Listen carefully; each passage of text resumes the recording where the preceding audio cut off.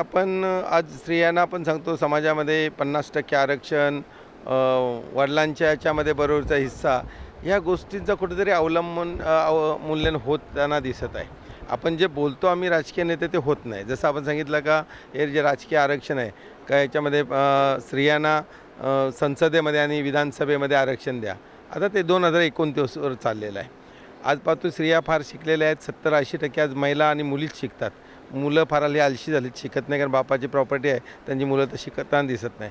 आणि म्हणून हा आज आपण सावित्रीबाई फुले आणि महात्मा ज्योतिबा फुले यांनी जी शिक्षणाची सुरुवात स्त्रियांसाठी केली, मग फार कमी पिरियडमध्ये आज महिलांनी हा जो विक्रमी उच्चांक केला आहे चांगल्या कामगिरीचा, त्याचा अप्रिशिएशन होणं फार गरजेचं आहे. आणि म्हणून आपण काय केलं का हे बाकी काय दरवर्षी एक ॲम्ब्युलन्स देतो आपण, 1 किंवा 2 आईच्या पुण्यतिथीच्या निमित्तानं. पण बाकी सर्व मंदिर किंवा गरजवंतांना मदत करत असताना ज्या स्त्रिया समाजामध्ये चांगल्या काम करतात त्यांचं अप्रिशिएशन होणं गरजेचं आहे.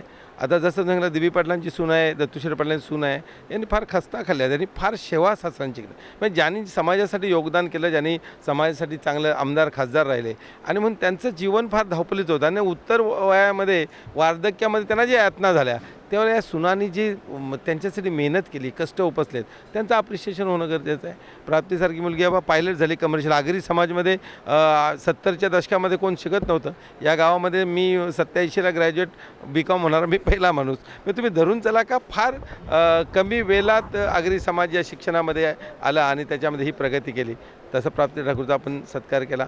आज अनेक तुम्ही ज्या मान्यवर पाहिला असेल सरपंच महिला आहेत, आरक्षणानं महिला झाल्या, पण फार लढत आहेत. तुमच्या सरपंचाचा आपण का सत्कार केला का त्या लढल्या, त्या आईवडीलच्या विरोधात उपोषण केलं, आमरण म्हणजे जीवावर बेतत असताना. कारण महिला एकतर सगळ्या फार आवश्यकता, तुम्ही तुमच्यापैकी बऱ्याचसा विचार केला तर कष्ट करून मुलं झाली, हे झालं का त्यांच्या प्रकृतीकडे पाहिलं का त्याही उपोषण करून नको असं वाटतंय. पण जीवावर उदार होऊन त्यांनी लोकांना नोकऱ्या मिळवून द्यायचं का त्यांचा सर्वांना कुठंतरी आपण सत्कार करतो, म्हणजे त्यांच्या पाठीवर प्रोत्साहनाची थाप मारतो का आपण पुढे गेलं पाहिजे. आणि म्हणून आजचा हा खटाटोप आणि दरवर्षी करणार.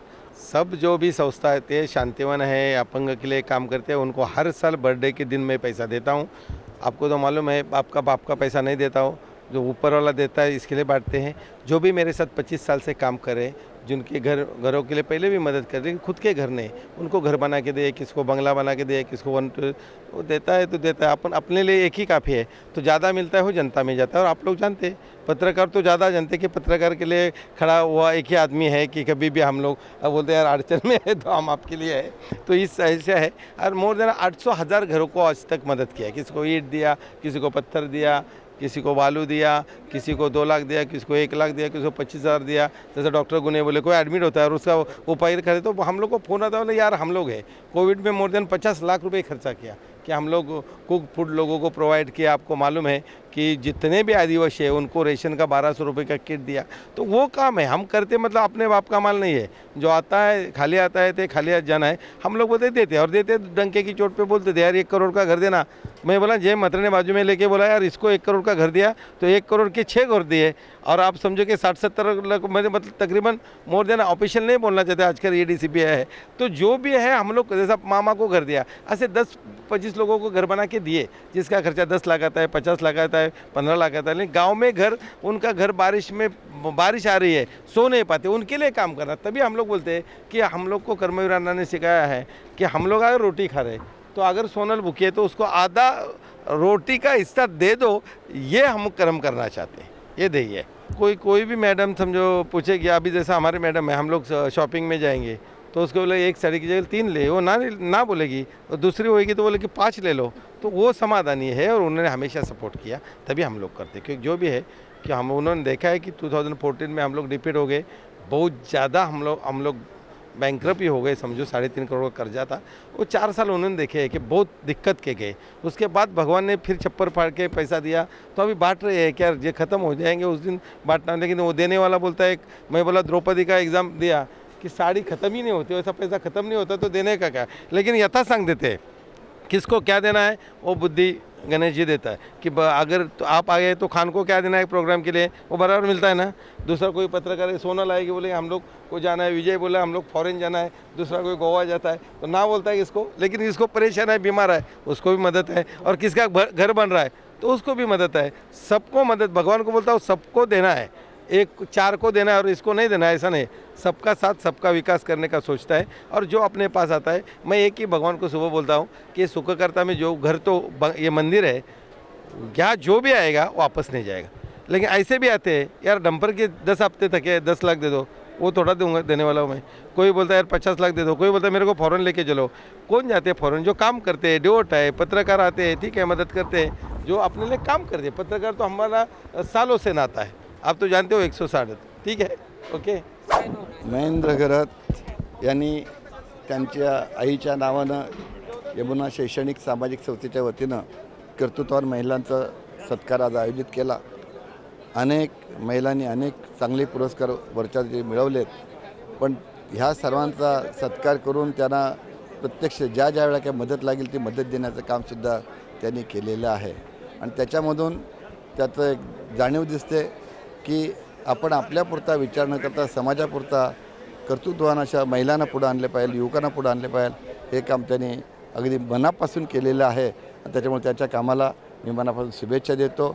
हे काम फार मोठं आहे, फार कठीण काम आहे। म्हणजे आपण माणूस स्वभाव आहे माणसाचा स्वतःपुरतं पहिल्यांदा बघायचा, पण महेंद्र घरात काम करत असताना, नेतृत्व करत असताना आपल्यासारखंच त्यांच्या कामगारांना त्यांना मान सन्मान देत असतो। आणि समाजामध्ये जे इतर घटक आहेत जे धडपडत आहेत पुढे येण्याकरता, तर त्यांना पुढं आणण्याकरता मनापासून काम करतो, म्हणून त्याचं मी मनापासून अभिनंदन करतो। आईवडिलांचे नावाच्या दृष्टीने हे केलं आहे, हे एकच गोष्ट की आईवडिलांवर ज्याचं अत्यधिक प्रेम असतं तर तोच हे करू शकतो। आणि ते महेंद्र घरतांनी केलेलं आईवडिलांवर श्रावण बाळासारखी सेवा केलेली आहे आणि ती सेवा पुढे नेण्याचं काम, समाजाकरता सुद्धा ती सेवा देण्याचं काम ते करतायत, म्हणून त्याला माझं नक्कीच मनापासून त्याचं अभिनंदन करतो आणि समाजाने हा आदर्श घ्यावा अशी इच्छा व्यक्त करतो।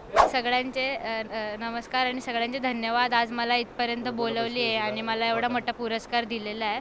तर आज मी इथं आहे ते सगळं माझ्या मम्मी पप्पांमुळे इथपर्यंत आलेली आहे आणि त्यांनी मला काही असं फोर्स केला नाही आहे। मी माझ्या स्वतःच्या हिमतीवर इथं आलेली आहे।